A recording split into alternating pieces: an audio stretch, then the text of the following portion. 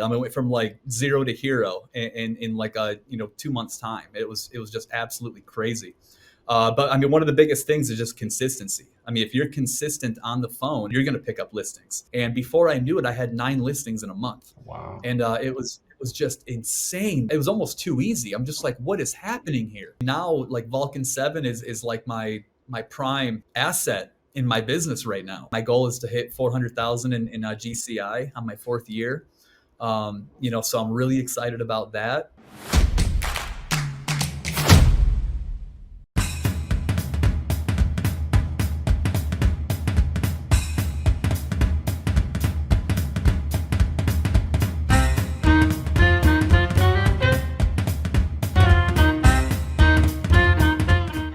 Everyone, it's me, it's Aaron Wittenstein, and I'd like to welcome you to Vulcan7 Roadmap.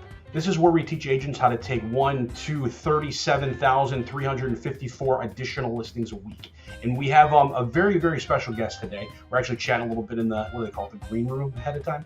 Chris Schultz, over off of Fort Walton Beach, Florida. How you doing, my friend? Everything good? I'm doing great, man. Thank you for having me on the show. I really appreciate it. You're very welcome. Thank you for coming, and thank you for being flexible with your schedule. I really appreciate it. Absolutely. You have to in this business. I know. So we were chatting a little bit, and I found your story to be interesting. Would you mind sharing that with us? Yeah, absolutely. So I got into the real estate industry at the height of the COVID time. It was 2020. Everything just got shut down. In fact, I had to take my exam with the mask on, like the full protocol. And it was a little scary. It was almost 3 years ago exactly. I ended up picking up my first listing on my 5th day, just by happenstance. It was nothing special that I did, just from somebody on social media reaching out to me. And it was before I had access to like the MLS, or before I even really knew what I was doing. But luckily with our brokerage, we have, mentors and things like that. So I was able to kind of get the help that I needed. My mentor ended up actually buying the property from the seller, which worked out really well. And I thought it was going to be super easy because the transaction happened so fast. And at the end of it, he's just like, here's your commission check. And I'm just like, well, that's great. The only problem is that I really feel like I learned the process of sales. So we went through the first 3 transactions. I felt like I was learning a little bit, but it wasn't enough for me. So fast forward, I ended up joining a team in order to kind of help with that support, that camaraderie, just kind of get me, on the right track. And I ended up almost going out of business completely. And it was awful. I had this weird time. It was the summer of 2021. Where I had a string of transactions all fall through. I had like 8 of them all fall through in a row, and it was an anomaly. I've never seen anything like it. And it was all for different reasons. Some of it was my fault, admittedly, because I just didn't really know what I was doing. But a lot of it was like financing issues, or the buyer would just decide to back out, whatever the reason. And on my son's birthday, it was August 10th of 2022. I lost 3 deals in a row on that day. And we were in the delivery room with my wife, and she was like bawling her eyes out because I couldn't even like have the heart to like look her in the eye and be like, look what's happened to our business. We're a 1-income family. And this is it for us. Like, if I'm not selling houses, then we're not eating. So it was a very stressful time for me, and I knew I had to make a change. And at that point, I actually signed up for a coach. His name's Brandon Mulrennan. I'm sure a lot of people have heard of him. And he advised that I sign up for Vulcan7. So I got onto Vulcan7, and I knew cold calling was the way for me. I didn't know exactly how or what I was going to say, but he was a huge encourager of cold calling because it's the most efficient prospecting method there is. Whereas like door to door, when you're face to face with somebody, that's the most effective. But when you're just trying to hit numbers, which real estate is a numbers game, you want to get on the phones. And so I kind of, that was my last stand, was with his program. And he single-handedly changed my career forever. I just, before I knew it, like I just did exactly what he said. And as I'm calling, like I can kind of feel myself get better. And I used to obsess over this stuff. Like I would watch his YouTube videos at 2:00 in the morning. Like I would watch hours and hours and hours of cold calling, other people cold calling. to pick up little nuggets, little tips, overcoming objections, things like that. And I found something that really, really worked for me. And before I knew it, I had 9 listings in a month, and Wow. it was just insane with how much it was. It was almost too easy. I'm just like, what is happening here? Um, and sure enough, I mean, as soon as I put it on the market at that time, if you remember that the market was pretty nuts. I mean, they were selling like crazy, and like I was starting to make a name for myself. Um, and that's kind of how it all started. So I mean, now like Vulcan 7 is like my prime asset in my business right now. So it's been a crazy journey, and now I'm finally at a point where like I cannot wait for 2024. I'm gonna crush it. My goal is to hit 400,000 in GCI on my 4th year. So I'm really excited about that, and I really have to credit Brandon Mulrennan and Jim Chamberlain was another one, a huge influence on from another one from Vulcan 7. I used to take as many classes as I could from them and just learn as much as possible. And I just found out what works for me. And there's kind of I wouldn't call it a secret sauce, but if there are so many agents out there that are incredibly aggressive on the phones, and when you stop doing that, things just kind of work out as they should, and that's the best part of it. Okay, that was a lot right there, by the way. I feel like I rode that roller coaster along with you right there. And, oh man. So, how long between the time when your son was born? Because I can't even imagine that. You know what I mean? Like, I couldn't even imagine between that and the month you took 9 listings. How long of a period of time was that? My son was born. That was that fall. It was that fall. I had that was August. I left the team in like September, and I was October, like last fall, a year ago today, was when I really turned it on. And that was that fall. I remember. I think it was October. I think I picked up. It was 9 listings, and I had 6 closings the week of Thanksgiving, which was like the coolest thing I've ever. One of the coolest things I've ever done. It was just a phenomenal ride. I mean, I went from like zero to hero in like a 2 months time. It was just absolutely crazy. But I mean, one of the biggest things is just consistency. I mean, if you're consistent on the phone and you burn the ships and you have your back up against the wall, I mean, you're going to pick up listings, and you're going to fight for them. And it's just incredible, how that all kind of worked out. But yeah, September, October was kind of like the time of me like kind of learning the system and kind of getting going. Um, then it all kind of just turned around that fall and winter. So, are you a FSBO guy or an expired guy or both? I'm a FSBO guy. I FSBO love, guy. yeah, I absolutely love FSBOs. I'm excited about it. I can't wait to talk to them. And a lot of people are so hesitant about calling because they're afraid that they're going to get hung up on. They're afraid they're going to get screamed at. But the way that our system is like, I cannot think of one time where I've been screamed at. I get hung up every once in a while, but I like that because it just saves me a bunch of time. I'm able to move on to the next call. Um, but but yeah, that's one of the most FSBOs are my bread and butter for sure. Then I'm getting referrals off of that now. Can you Continuous. call me? Would you mind? Because I talk to a lot, like we talk to a lot of people here, which is great. I talk to a lot of expired people, not as many for sale by owner people. Would you be amenable to a quick role play? Yeah, All right. yeah, we can do that. Okay, I won't be super difficult, but I won't be super easy. Is that fair? I'll be moderate. I'll be a realistic for sale by owner. Yes. Cool. Give me a shout. All right, ring ring. Hello. Hey, Aaron. Yes. Hey, Aaron. My name's Chris. I'm calling about the house for sale on 123 Main Street. Is that still available by chance? Yeah. Do you have a buyer? Not necessarily, but I might. What I'm doing is I'm kind of like reaching out to different sellers to kind of see what inventory is available on the market currently. Okay. Yeah. I mean, yeah, yeah. I mean, like I said, if you have a buyer, you're more than welcome to bring somebody on through. Sure. Yeah. And we might have a buyer. I'm actually on a team, and we like to like compare notes. A lot of agents will only stick to the MLS, and they're really kind of they're kind of blind to the Mm. big picture of what's available out there. So what we actually prefer to do is we like to kind of preview homes and then kind of put you on the map, and then we're able to kind of build a profile out for you, put all the information in, and then as we come across buyers, we're able to present those as potential options moving forward. We may or may not have a buyer right now that's ready to go, but we do a lot of business in your area, and we come across buyers all the time.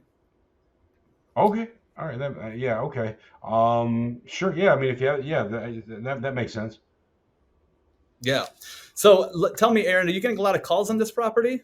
Oh, okay. What they don't tell you in for sale by owner school is that we get more calls from agents than they do from actual buyers. Yeah, man, I'm sure you're getting hit over the head by calls with agents. And do they all have buyers? I don't know. Some say they do, but no one's bringing anybody through yet. Okay, but you don't have any offers in the property right now, No, right? nothing. Not. We got someone. We got an open house on Sunday. Hopefully we'll get some offers then. Okay, great. Are you doing the open house yourself, or is another agent doing that No, for no, you? I'm doing the open house myself. Okay, great. Is this your first one? Oh yeah, no, yes, yeah, this is the first one. We're really excited for it. Okay. Well, tell me if I mean, just hypothetically speaking, if the house doesn't sell in the next like 60, 90 days or however long, would you ever consider listing it with an agent? I mean, I don't know if that's something we're looking to do. I mean, I really don't want to pay the money. Mm-hmm. Yeah, I mean, it probably won't even come to that. You have a beautiful home.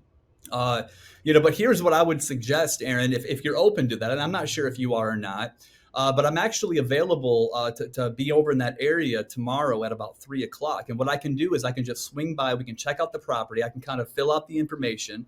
Then I offer a backup plan to all my sellers that I talk to as a potential option moving forward in the event that it doesn't sell. So what I would do is just kind of briefly go through the backup plan. It might be for you, it might not. Either way is totally fine, but I'm just going to leave that information with you.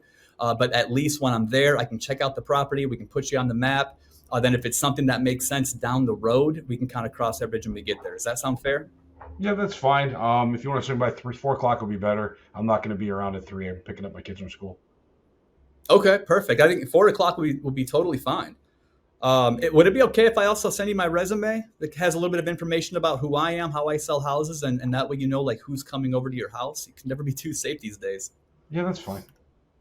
Okay, perfect. What's a good email for you? Christopher Schultz. ChristopherSchultz.com. Perfect. So I got your email. I'm going to send you my resume in the next 5 minutes or so, and I look forward to meeting you tomorrow at 4. And what I'm probably going to do is I'll either give you a call or I'll shoot you a text message just to kind of confirm that we are still good for 4 o'clock tomorrow, because a lot can happen between now and then. Does that sound cool? Sure, that's fair. Awesome, Aaron. Well, I look forward to seeing you tomorrow, buddy. Thank you. See, how can I put this? Is you're very what am I trying to say here? It's very easy. You know what I mean? Easygoing conversation. Yeah. It was just very nonchalant. That's the word I'm looking for. Very nonchalant. Yeah. Is what I'm thinking, and it was just very smooth. I can tell you've said this like at least 17 times, in your lifetime. But yeah. I mean, it's every conversation's a little different for me. Of course. I mean, role playing is a little difficult just because it can go in so many different directions. But typically what I like to do is just talk about the house a little bit more in the beginning, ask some questions like, how old is the roof? Is it financeable? Is it good for a VA loan? Because we have like 5 military bases in our area. So I try to get some information on the property first, and people love talking about their homes. And the reason I do that is because it allows me to gauge where their heads are at.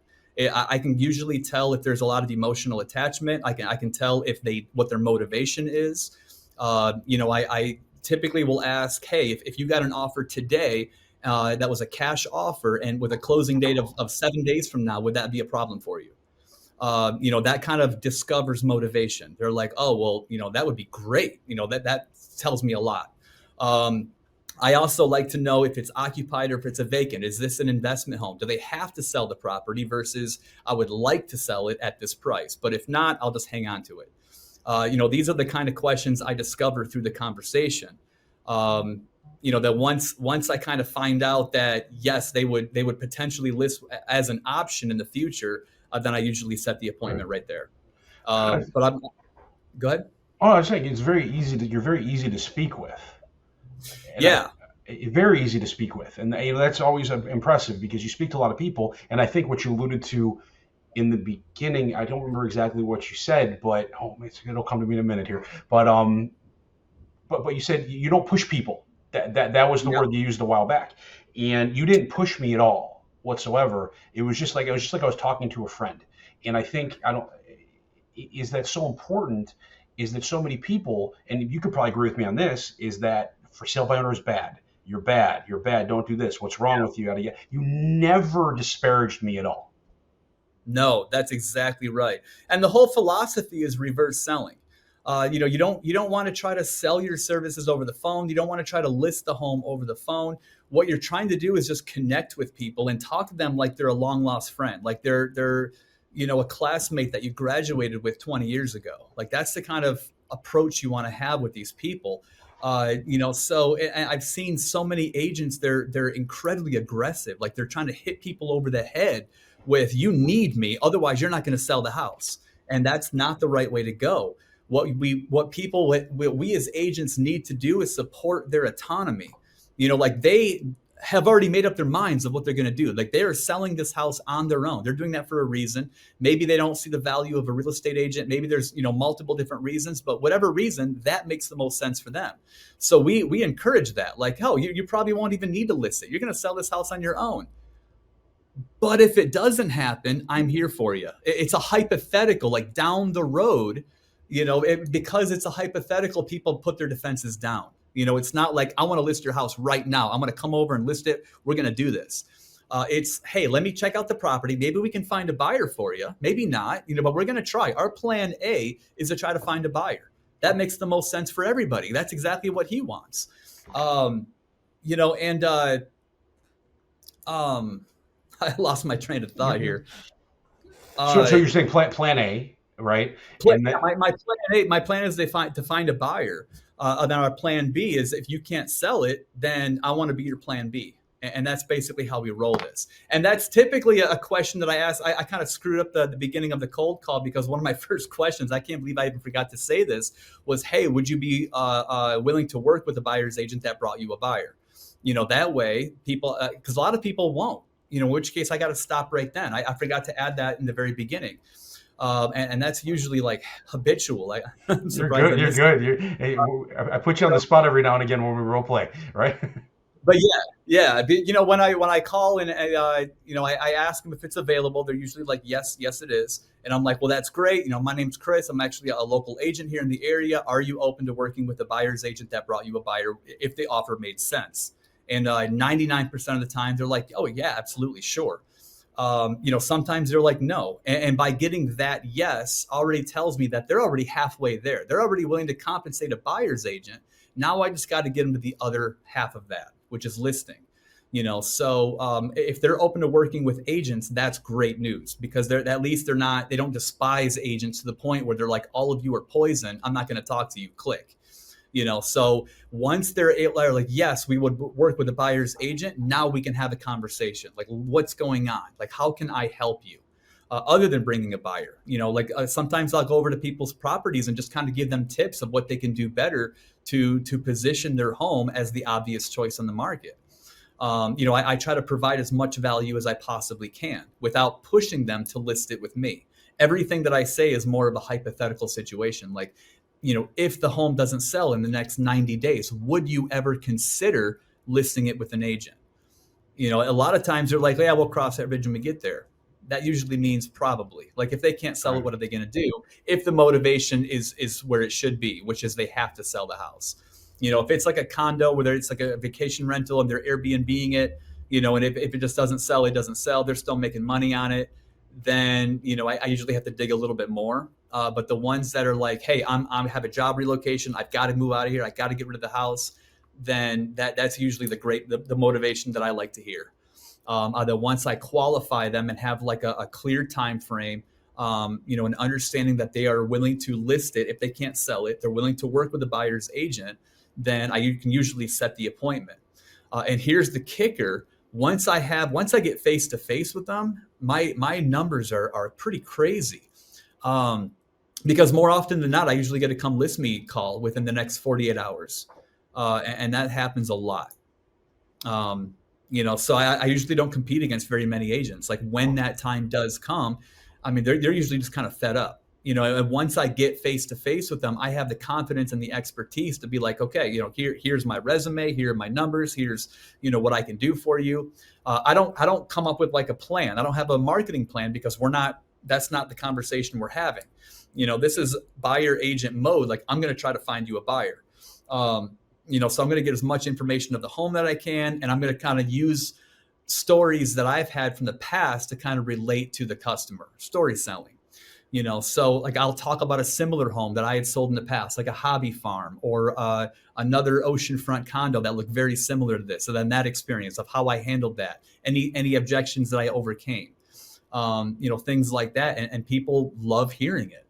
Then once I just kind of follow up, build that relationship, but then when the time is right, they usually call me and they're like, hey, I'm ready, let's go. And that's that. So I never have to like compete, discount my commissions. Like it just doesn't happen. So what percentage of, I mean, in your market, what percentage of for sale by owners list with an agent? Do you know within reason? Say that again. I said, in your market, do you know what percentage of for sale by owners wind up listing with the realtor? Or I mean, from the numbers at least that you put together.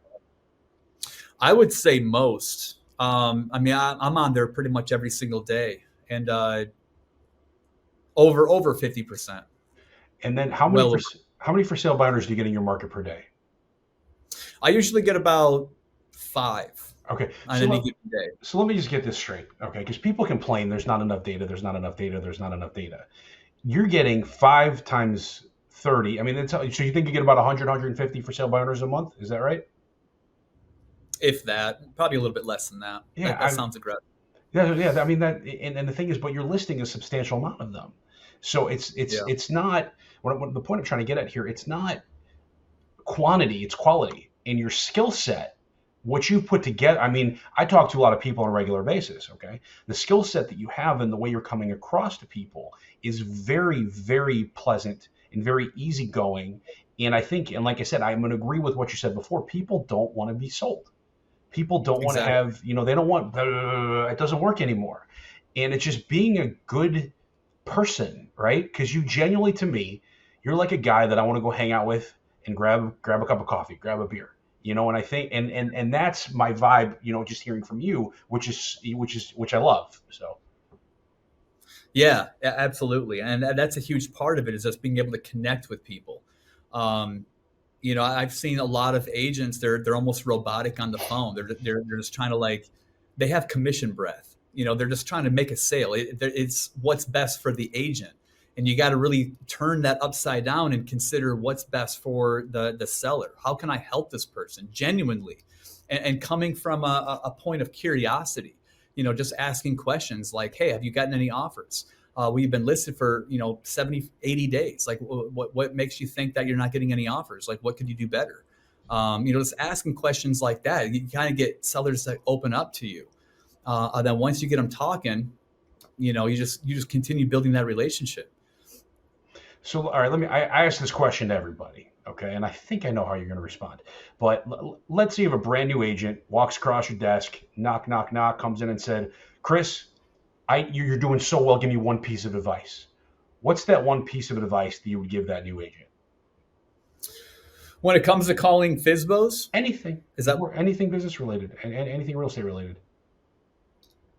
I mean, if you're not prospecting every single day, you're going out of business and just don't realize it. Oh, can you repeat that? Can you repeat that? Whoa. For those in the back, can you please repeat what you just said? Yeah, if you don't prospect every single day, you are going out of business and you just don't realize it yet. But it'll catch up to you.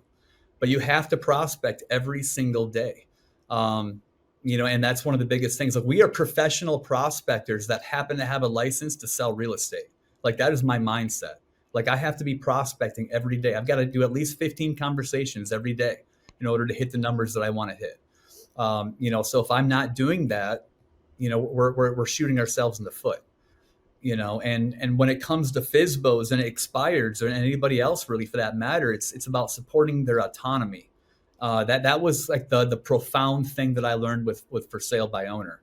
I'm not going to correct them. I'm not going to be like, your pictures are terrible, I could do way better than that. Like, that's not what they want to hear. They want to be able to hear that they're doing a good job, and that's pretty much it. Like, hey, it looks like you've done this before. Cool, man. You're on the right track. You're going in the right direction. Please use me as a resource. If there's anything I can do for you, reach out to me. But just connecting with people and supporting their autonomy goes leaps and bounds. Like, most agents don't do that. So it's a breath of fresh air to the seller when you come across that way. Most agents are going to try to hit that person over the head and try to overcome objections. I mean, we spend hours learning how to overcome objections when really we should just be asking the right questions. And that's what it comes down to. We should be spending. Oh, that is good too, man. You're just full of nuggets here today, my friend. I like you. I like you. We're gonna hang out. We're totally gonna hang out. So I just want to talk to you for the next hour. We don't have enough time for that. But so what do you got as like your final words to bestow upon everyone here? One of the biggest things that I've really have come up with is the fear of failure. A lot of people have fear of failure and taking the path of least resistance, when we should really be encouraging failure. Because failing in the right way makes us a lot stronger. And being able to push through is just, on the other side of pain is growth. So don't be afraid to pick up the phone. A lot of people, like I've talked to so many agents that are afraid to call because it gives them the sweats, or, they're stressed out about it. And it happens to pretty much everyone. I was the same way. I was no different. But just after your first call, you realize you're not going to die. It's like, wow, like that was actually a good conversation. And it's incredible because I have some amazing conversations. I have some really good friends that I've cold called. That's how I got to know them. And now, like, I have some people as my mentor, as, like these very successful business people and investors, because I wasn't afraid to pick up the phone and call them. So you never know who's going to be on the other side of that phone. So no matter what, just don't think and just pick up the phone and dial. And that's one of the best things you can do. Don't think about, hey, I'm going to say this and they're going to say that. Then, we're going to go back and forth. I mean, just pick up the phone and just start somewhere. And then as you make your first call, your tolerance for pain will increase a little bit incrementally. And then every call you make is going to be a win. Either you get the sale or you get better at what you do. But no matter what, you're winning. So just keep going. I like it. Yeah, I like that a lot. Chris, so tell me again all the areas that you cover, and share with us, if someone has a referral, how they can get in touch with you. Yeah, I'm pretty much in the entire Panhandle of Florida. I work the areas anywhere between Pensacola all the way to Panama City Beach. So Navarre, Fort Walton Beach, Destin, Miramar, 30A, Crestview, Niceville, all those towns. I've been in this area for about 20 years, and I've lived in pretty much all those spots. So I'm very well aware of the markets. But yeah, pretty much anywhere in the Panhandle, I'd love to help you out. And how can they get in touch with you if they have a referral? They can actually go to my website, chriscloses.com. Easy to remember. That's the best way. And all my contact information is there. You can also reach me at christopher.schultz.official on Instagram. That's my handle on that. Or you can call me at 850-699-8891. I'm always available. Beautiful. All right, brother. Thank you very much. This is great. I learned a lot from you, and I genuinely appreciate your time. And have a great rest of the day, everybody. Everybody take care. Chris, thank you again, my friend. Take care, okay? Absolutely. Thank you for having me. You're welcome. Be well.